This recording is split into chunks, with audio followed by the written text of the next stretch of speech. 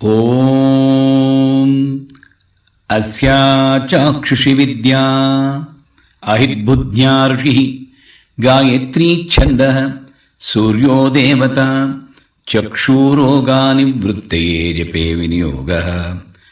ಓಂ ಚಕ್ಷುಷು ಚಕ್ಷುಷು ಚಕ್ಷುಷು ತೇಜಸ್ಥಿರೋ ಭವ ಮಾಂ ಪಾಹಿ ಪಾಹಿ ತ್ವರಿತಂ ಚಕ್ಷುರೋಗಾಂ ಶಮಯ ಶಮಯ ಮಮ ಜಾತರೂಪಂ ತೇಜೋ ದರ್ಶಯ ದರ್ಶಯ ಯಥಾ ಅಹಂ ಅಂಧೋ ನ ಸ್ಯಾಂ ತಥಾ ಕಲ್ಪಯ ಕಲ್ಪಯ ಕಲ್ಯಾಣಂ ಕುರು ಕುರು.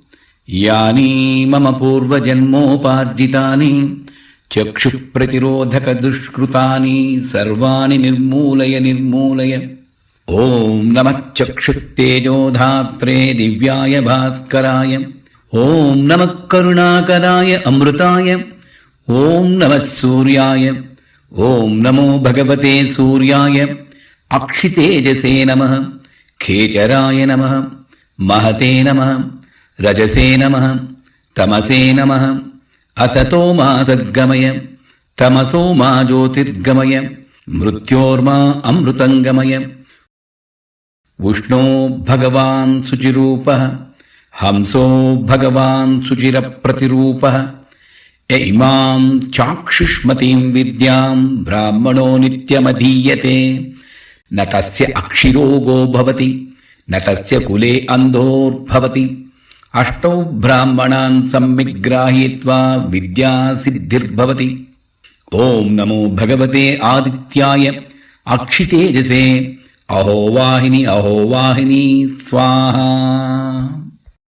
ಓಂ ಅಸ್ಯಾ ಚಾಕ್ಷುಷಿ ವಿದ್ಯಾ ಅಹಿರ್ಬುದ್ಧ್ಯಾ ಋಷಿಃ ಗಾಯತ್ರೀ ಛಂದಃ ಸೂರ್ಯೋ ದೇವತಾ ಚಕ್ಷುರೋಗಾನಿವೃತ್ತಯೇ ಜಪೇ ವಿನಿಯೋಗಃ.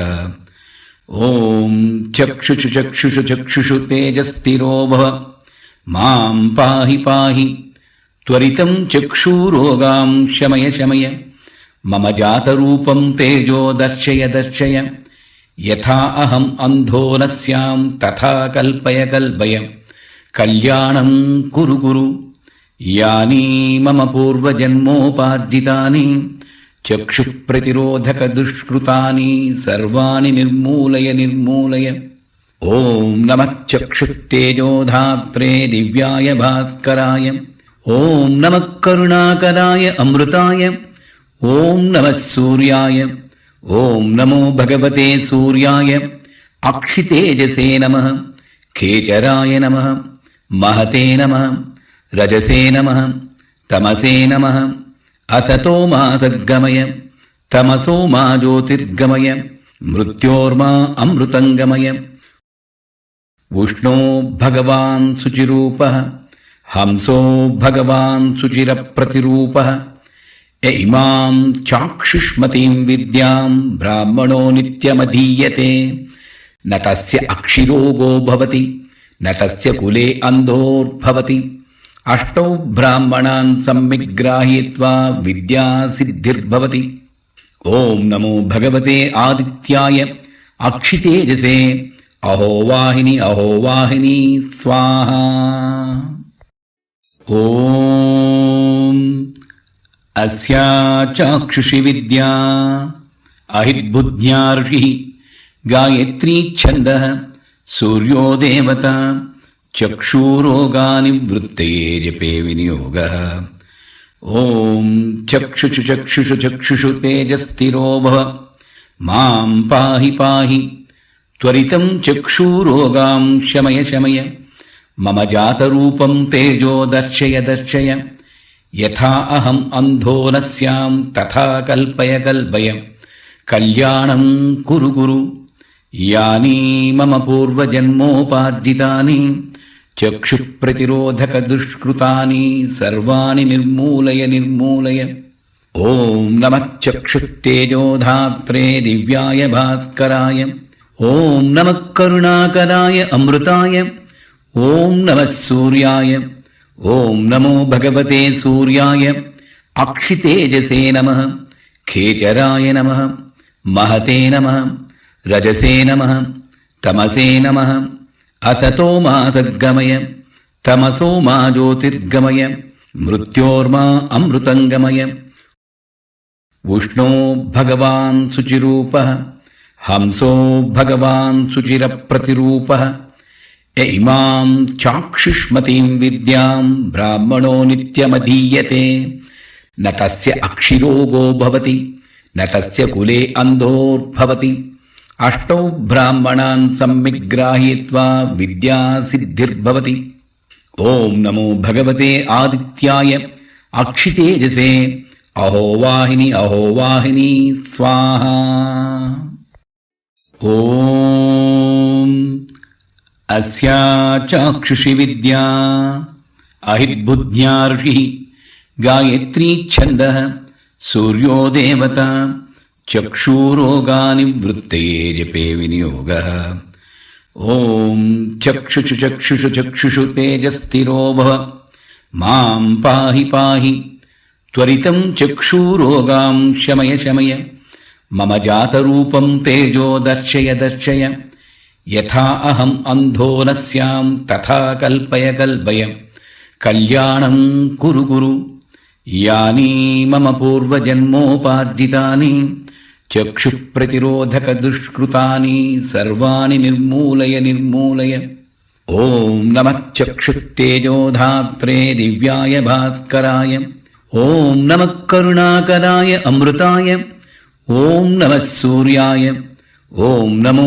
भगवते सूर्याय अक्षितेजसे नमः खेचराय नमः महते नमः रजसे नमः तमसे नमः असतो मा सद्गमय तमसो मा ज्योतिर्गमय मृत्योर्मा अमृतङ्गमय उष्णो भगवान् शुचिरूपः हंसो भगवान् शुचिरप्रतिरूपः य इमां चाक्षुष्मतीं विद्यां ब्राह्मणो नित्यमधीयते न तस्य अक्षिरोगो भवति न तस्य कुले अन्धोर्भवति अष्टौ ब्राह्मणान् सम्यग्ग्राहीत्वा विद्यासिद्धिर्भवति ॐ नमो भगवते आदित्याय अक्षितेजसे अहोवाहिनी अहोवाहिनी स्वाहा ॐ अस्या चाक्षुषि विद्या अहिर्बुद्ध्या ऋषिः गायत्री छन्दः सूर्यो देवता चक्षुरोगानिवृत्तये जपे विनियोगः ॐ चक्षुषु चक्षुषु चक्षुषु तेजस्थिरो भव मां पाहि पाहि त्वरितं चक्षुरोगां शमय शमय मम जातरूपं तेजो दर्शय दर्शय यथा अहम् अन्धो न स्यां तथा कल्पय कल्पय कल्याणं कुरु कुरु यानि मम पूर्वजन्मोपार्जितानि चक्षुप्रतिरोधकदुष्कृतानि सर्वाणि निर्मूलय निर्मूलय ॐ नमः चक्षुतेजोधात्रे दिव्याय भास्कराय ॐ नमः करुणाकराय अमृताय ॐ नमः सूर्याय ॐ नमो भगवते सूर्याय अक्षितेजसे नमः खेचराय नमः महते नमः रजसे नमः तमसे नमः असतो मा सद्गमय तमसो मा ज्योतिर्गमय मृत्योर्मा अमृतङ्गमय उष्णो भगवान् शुचिरूपः हंसो भगवान् शुचिरप्रतिरूपः य इमां चाक्षुष्मतीं विद्यां ब्राह्मणो नित्यमधीयते न तस्य अक्षिरोगो भवति न तस्य कुले अन्धोर्भवति अष्टौ ब्राह्मणान् सम्यग्ग्राहीत्वा विद्यासिद्धिर्भवति ॐ नमो भगवते आदित्याय अक्षितेजसे अहोवाहिनी अहोवाहिनी स्वाहा ॐ अस्या चाक्षुषि विद्या अहिर्बुद्ध्या ऋषिः गायत्री छन्दः सूर्यो देवता चक्षुरोगानिवृत्तये जपे विनियोगः ॐ चक्षुषु चक्षुषु चक्षुषु तेजस्थिरो भव मां पाहि पाहि त्वरितं चक्षुरोगां शमय शमय मम जातरूपं तेजो दर्शय दर्शय యథా అహం అంధో న స్యాం తథా కల్పయ కల్పయ కళ్యాణం కురు కురు. యాని మమ పూర్వజన్మోపార్జితాని చక్షుప్రతిరోధక దుష్కృతాని సర్వాణి నిర్మూలయ నిర్మూలయ. ఓం నమః చక్షుస్తేజోధాత్రే దివ్యాయ భాస్కరాయ. ఓం నమః కరుణాకరాయ అమృతాయ. ఓం నమః సూర్యాయ. ఓం నమో భగవతే సూర్యాయ. అక్షితేజసే నమః. ఖేచరాయ నమః. మహతే నమః. రజసే నమః. తమసే నమః. అసతో మా సద్గమయ. తమసో మా జ్యోతిర్గమయ. మృత్యోర్మా అమృతంగమయ. ఉష్ణో భగవాన్ శుచిరూపః. హంసో భగవాన్ శుచిరప్రతిరూపః. య ఇమాం చాక్షుష్మతీం విద్యాం బ్రాహ్మణో నిత్యమధీయతే. న తస్య అక్షిరోగో భవతి న తస్య కులే అంధోర్భవతి. అష్టౌ బ్రాహ్మణాన్ సమ్యక్ గృహీత్వా విద్యా సిద్ధిర్భవతి. ఓం నమో భగవతే ఆదిత్యాయ అక్షితేజసే. అహోవాహిని అహోవాహిని స్వాహా. ఓం అస్యా చాక్షుషి విద్యా అహిర్బుద్ధ్యా ఋషిః గాయత్రీ ఛందః సూర్యో దేవత. చక్షురోగానివృత్తయే జపే వినియోగః. ఓం చక్షుషు చక్షుషు చక్షుషు తేజస్థిరో భవ. మాం పాహి పాహి త్వరితం చక్షురోగాం శమయ శమయ. మమ జాతరూపం తేజో దర్శయ దర్శయ. యథా అహం అంధో న స్యాం తథా కల్పయ కల్పయ కళ్యాణం కురు కురు. యాని మమ పూర్వజన్మోపార్జితాని చక్షుప్రతిరోధక దుష్కృతాని సర్వాణి నిర్మూలయ నిర్మూలయ. ఓం నమః చక్షుస్తేజోధాత్రే దివ్యాయ భాస్కరాయ. ఓం నమః కరుణాకరాయ అమృతాయ. ఓం నమః సూర్యాయ. ఓం నమో భగవతే సూర్యాయ. అక్షితేజసే నమః. ఖేచరాయ నమః. మహతే నమః. రజసే నమః. తమసే నమః. అసతో మా సద్గమయ. తమసో మా జ్యోతిర్గమయ. మృత్యోర్మా అమృతంగమయ. ఉష్ణో భగవాన్ శుచిరూపః. హంసో భగవాన్ శుచిరప్రతిరూపః. య ఇమాం చాక్షుష్మతీం విద్యాం బ్రాహ్మణో నిత్యమధీయతే. న తస్య అక్షిరోగో భవతి న తస్య కులే అంధోర్భవతి. అష్టౌ బ్రాహ్మణాన్ సమ్యక్ గృహీత్వా విద్యా సిద్ధిర్భవతి. ఓం నమో భగవతే ఆదిత్యాయ అక్షితేజసే. అహోవాహిని అహోవాహిని స్వాహా. ఓం అస్యా చాక్షుషి విద్యా అహిర్బుద్ధ్యా ఋషిః గాయత్రీ ఛందః సూర్యో దేవత. చక్షురోగానివృత్తయే జపే వినియోగః. ఓం చక్షుషు చక్షుషు చక్షుషు తేజస్థిరో భవ. మాం పాహి పాహి త్వరితం చక్షురోగాం శమయ శమయ. మమ జాతరూపం తేజో దర్శయ దర్శయ. యథా అహం అంధో న స్యాం తథా కల్పయ కల్పయ కళ్యాణం కురు కురు. యాని మమ పూర్వజన్మోపార్జితాని చక్షుప్రతిరోధక దుష్కృతాని సర్వాణి నిర్మూలయ నిర్మూలయ. ఓం నమః చక్షుస్తేజోధాత్రే దివ్యాయ భాస్కరాయ. ఓం నమః కరుణాకరాయ అమృతాయ. ఓం నమః సూర్యాయ. ఓం నమో భగవతే సూర్యాయ. అక్షితేజసే నమః. ఖేచరాయ నమః. మహతే నమః. రజసే నమః. తమసే నమః. అసతో మా సద్గమయ. తమసో మా జ్యోతిర్గమయ. మృత్యోర్మా అమృతంగమయ. ఉష్ణో భగవాన్ శుచిరూపః. హంసో భగవాన్ శుచిరప్రతిరూపః. య ఇమాం చాక్షుష్మతీం విద్యాం బ్రాహ్మణో నిత్యమధీయతే. న తస్య అక్షిరోగో భవతి న తస్య కులే అంధోర్భవతి. అష్టౌ బ్రాహ్మణాన్ సమ్యక్ గృహీత్వా విద్యా సిద్ధిర్భవతి. ಓಂ ನಮೋ ಭಗವತೆ ಆದಿತ್ಯಾಯ ಅಕ್ಷಿತೇಜಸೇ ಅಹೋವಾಹಿನಿ ಅಹೋವಾಹಿನಿ ಸ್ವಾಹಾ.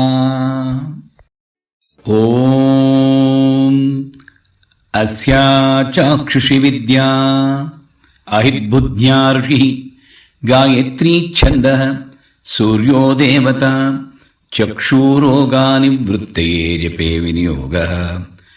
ಓಂ ಚಕ್ಷುಷು ಚಕ್ಷುಷು ಚಕ್ಷುಷು ತೇಜಸ್ಥಿರೋ ಭವ ಮಾಂ ಪಾಹಿ ಪಾಹಿ ತ್ವರಿತಂ ಚಕ್ಷುರೋಗಾಂ ಶಮಯ ಶಮಯ ಮಮ ಜಾತರೂಪಂ ತೇಜೋ ದರ್ಶಯ ದರ್ಶಯ ಯಥಾ ಅಹಂ ಅಂಧೋ ನ ಸ್ಯಾಂ ತಥಾ ಕಲ್ಪಯ ಕಲ್ಪಯ ಕಲ್ಯಾಣಂ ಕುರು ಕುರು.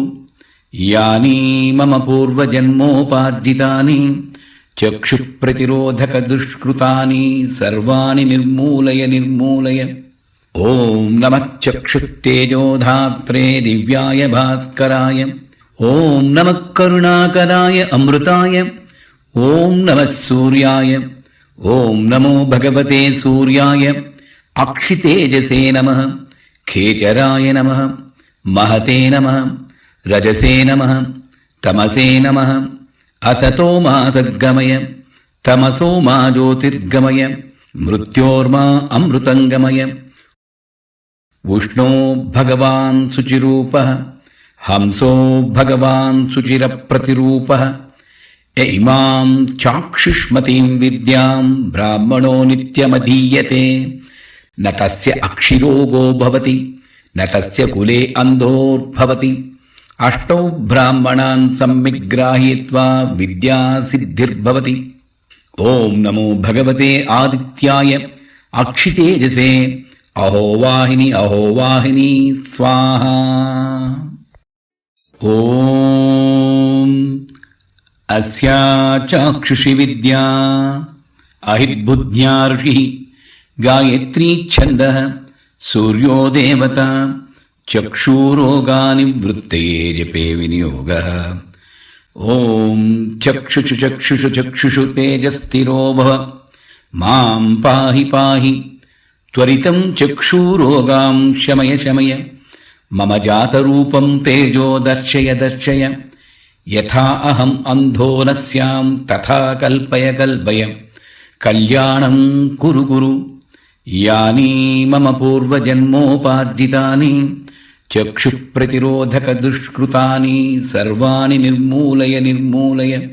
ಓಂ ನಮಃ ಚಕ್ಷುಸ್ತೇಜೋಧಾತ್ರೆ ದಿವ್ಯಾಯ ಭಾಸ್ಕರಾಯ. ಓಂ ನಮಃ ಕರುಣಾಕರಾಯ ಅಮೃತಾಯ. ಓಂ ನಮಃ ಸೂರ್ಯಾಯ. ಓಂ ನಮೋ ಭಗವತೆ ಸೂರ್ಯಾಯ ಅಕ್ಷಿತೇಜಸೇ ನಮಃ. ಖೇಚರಾಯ ನಮಃ. ಮಹತೆ ನಮಃ. ರಜಸೇ ನಮಃ. ತಮಸೇ ನಮಃ. ಅಸತೋ ಮಾ ಸದ್ಗಮಯ ತಮಸೋ ಮಾ ಜ್ಯೋತಿರ್ಗಮಯ ಮೃತ್ಯೋರ್ಮಾ ಅಮೃತಂಗಮಯ.